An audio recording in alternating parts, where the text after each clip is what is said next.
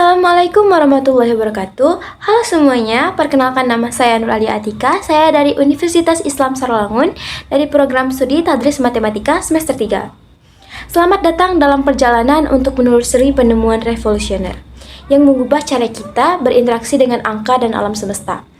Kita akan mengungkap kisah John Napier dan bagaimana logaritma lahir dari kebutuhan untuk menyederhanakan perhitungan yang rumit. Baiklah, tanpa berlama-lama, langsung saja kita masuk ke ceritanya. Check it out! Jadi pertama-tama kita akan membahas tentang biodata John Napier. Siapa ke John Napier ini? John Napier ini lahir di tahun 1550 di Edinburgh, Skotlandia.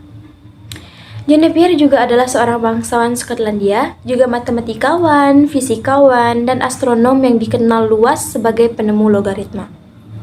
Meskipun hidup di era Renaissance, minat utamanya terletak pada peningkatan efisiensi perhitungan dan navigasi. Napier adalah sosok visioner yang karyanya meletakkan dasar bagi banyak kemajuan ilmiah di masa mendatang. Dan John Napier ini wafat pada 4 April 1617 pada umurnya yang ke-67 dan meninggalkan warisan yang tak ternilai harganya. Lalu, bagaimana Napier ini memikirkan logaritma? Ternyata Napier ini terinspirasi oleh hubungan antara deret aritmatika dan geometri. Napier ini membayangkan dua titik bergerak, satu dengan kecepatan konstan membentuk deret aritmatika dan satunya lagi dengan kecepatan proporsional terhadap jarak yang tersisa membentuk deret geometri. Dari sinilah ia menyadari terobosan brilian. Operasi perkalian dan pembagian yang rumit itu dapat diubah menjadi penjumlahan dan pengurangan. Sederhana jika angka-angka tersebut diwakili oleh eksponen.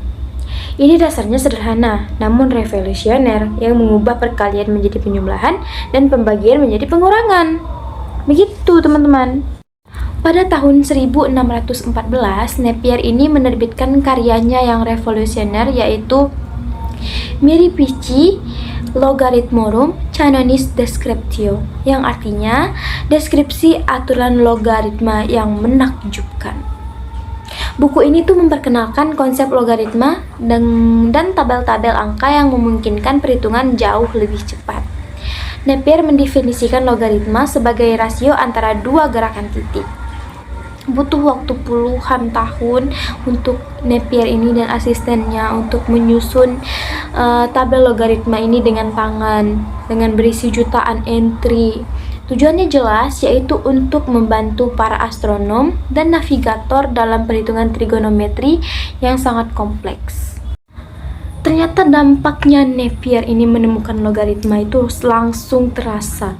Seperti di bidang astronomi, perhitungan orbit planet, jarak bintang, dan prediksi gerhana yang dulunya memakan waktu yang sangat banyak sampai berhari-hari, kini dapat diselesaikan dalam hitungan jam. Seperti di navigasi, pelaut dapat menghitung posisi mereka lebih cepat dan akurat dan mengurangi resiko kesalahan. Logaritma ini menjadi dasar fundamental yang memungkinkan percepatan penelitian dan penemuan di berbagai ilmu. Seperti dikatakan oleh astronom Pierre-Simon Laplace, penemuan ini secara harfiah memendekkan hidup para astronom, dalam artian menghemat waktu mereka yang berharga. Begitu. Ternyata logaritma itu tidak berhenti di penemuan Napier saja, teman-teman. Logaritma itu terus berevolusi. Dan pada tahun 1619 oleh Henry Briggs ini memperkenalkan logaritma basis 10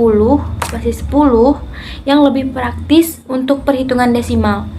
Dan pada abad ke-18 berkembanglah logaritma natural dengan basis E oleh Euler yang menjadi sangat penting dalam kalkulus dan fisika. Dari logaritma Napier yang awal, melalui penyempurnaan Briggs hingga logaritma natural Euler, setiap perkembangan membawa matematika ke tingkat baru. Di dunia modern, logaritma ini memberikan manfaat yang sangat luas. Dalam pengukuran skala, ia digunakan di seismologi sebagai skala Richter, kalau di akustik sebagai desibel, kalau di kimia sebagai pH, dan di astronomi untuk magnitudo bintang. Semua untuk mengukur rentang nilai yang sangat luas. Logaritma juga penting dalam analisis pertumbuhan di biologi, keuangan, dan fisika. Dalam rekayasa komputer, ia digunakan di pengolahan sinyal, desain sirkuit, dan algoritma komputasi. Bahkan dalam statistika, transformasi logaritma membantu menormalkan distribusi data. Meskipun Napier sekarang sudah wafat, namun warisan Napier tetap hidup dalam pendidikan dan teknologi.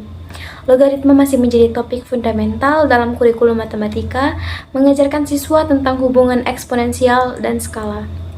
Di teknologi modern, dari mikroprosesor hingga jaringan komputer. Prinsip-prinsip logaritma mendasari banyak algoritma dan sistem yang kita gunakan sehari-hari. Meskipun kalkulator modern telah mengurangi kebutuhan akan tabel fisik, konsep logaritma tetap tak tergantikan.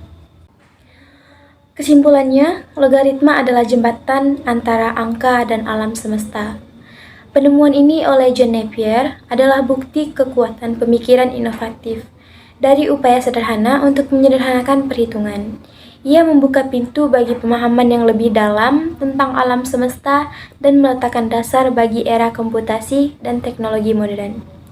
Warisan Napier terus menginspirasi kita untuk mencari solusi elegan untuk masalah-masalah kompleks. Sebuah penemuan sederhana dengan efek yang benar-benar luar biasa. Dan begitulah teman-teman, seorang bangsawan Skotlandia di abad ke-16 dengan ketekunan 20 tahun berhasil menciptakan alat yang tidak hanya membantu ilmuwan zamannya, tapi juga membentuk dunia yang kita tinggali sekarang. Setiap kali kita mengukur gempa dengan skala Richter, mengecek pH air, dan mendengar istilah desibel, kita sedang menyentuh warisan John Napier. Kisah ini mengingatkan kita inovasi sering lahir dari kesabaran, observasi, dan keinginan tulus untuk memecahkan masalah orang lain. Terima kasih John Napier dan terima kasih untuk teman-teman yang telah menyelesaikan perjalanan sejarah ini bersama saya. Saya Nur Ali Atika pamit undur diri. Wassalamualaikum warahmatullahi wabarakatuh.